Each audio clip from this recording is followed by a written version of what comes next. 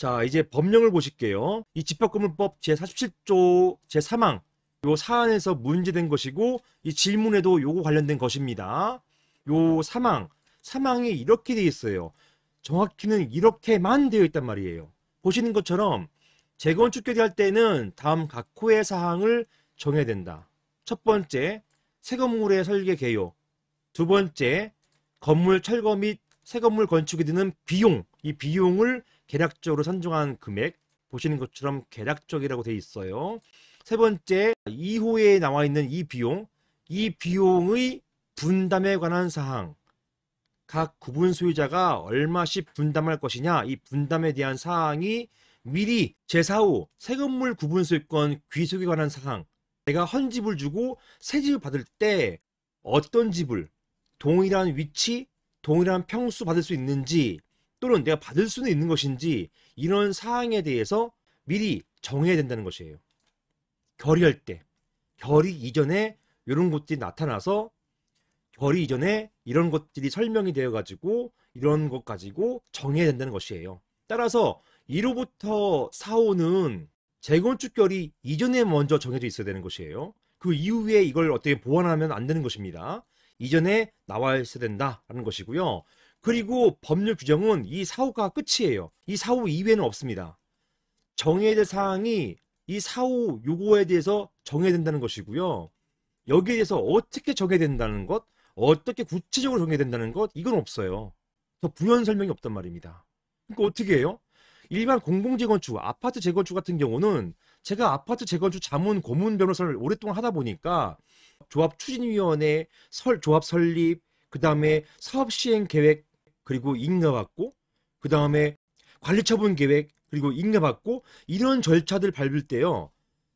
그때그때 계획을 세워가지고 조합추진위원회, 조합 설립, 그 다음에 어떤 사업시행계획, 이런 계획을 가지고서 제가 보통 한 건마다 뭐 조합 설립이면 설립 또는 사업 시행 계획이면 계획 이런 거 갖고 그 시청, 구청 한 30번 이상 들어갑니다.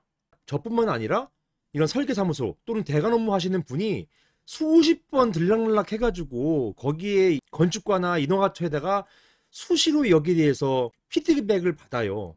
그래서 구체적인 부분을 더 구체화시키고 법적으로 문제되는 부분들을 다 걸러내고 이런 것들을 상호 스터디하면서 이렇게 진행합니다. 이 공공재건축은 이렇게 진행되는 것이에요. 그런데요, 이런 민간재건축, 집합건물 재건축은 관할관청이 관여하지 않습니다. 우리가 다 알아서 해야 되는 것이에요. 결국 여기에 대한 판단은 나중에 소송을 제기했을 때 법원의 법관의 판단에 좌우됩니다. 사전에 공공재건축처럼 수십 번 어떤 스터디를 하고 피드백 받을 수 있는 여지가 없어요. 그래서 만약에 공공재건축에 있어서는 이런 스터디를 거치기 때문에 예컨대 사업시행계획 인가처분에 대해서 취소를 구한다. 또는 사업시행계획의 총회에 대해서 결의 무효 확인을 구한다. 이런 소송을 제기한다 하더라도 거의 승소율이 희박합니다. 제가 조합 사건들을 굉장히 많이 했어요. 많이 하다 보니까 거의 대부분 승소할 수밖에 없는 게 사전에 이러한 관할관청과 많은 스터디를 거치기 때문에 문제될 여지, 판례에서 문제될 여지가 다 없어지는 거예요. 사라지기 때문에 결론적으로 문제가 없어지는 것인데 이런 민간 재건축 같은 경우는 이런 어떤 스터디나 피드백 절차가 없기 때문에 나중에 법원의 판단에 따라서 이 정도는 부족하다라고 해버리면 그냥 다 무효가 돼버린 겁니다. 소급적 무효가 돼가지고 난리가 나는 거예요. 그래서 이런 것들에 대해서는 사전에 보통은 저에게 오셔가지고 자문을 통해가지고 서로서로 스터디를 하는 겁니다. 이건 문제가 있다. 이걸 걸러냈고 이건 분명히 법원에서 문제 삼을 것이다. 이거 수정해야 된다. 이런 것들 거쳐가지고요. 이렇게 한 다음에 재건축결을 받게 되는 절차를 따르시는 거예요. 근데 이런 어떤 구체적인 걸 모르시는 상태에서 진행하시다 보면은 이게 문제가 될 수밖에 없는 상황이 돼버리는 거예요. 자, 사안 같은 경우도 문제가 됐습니다.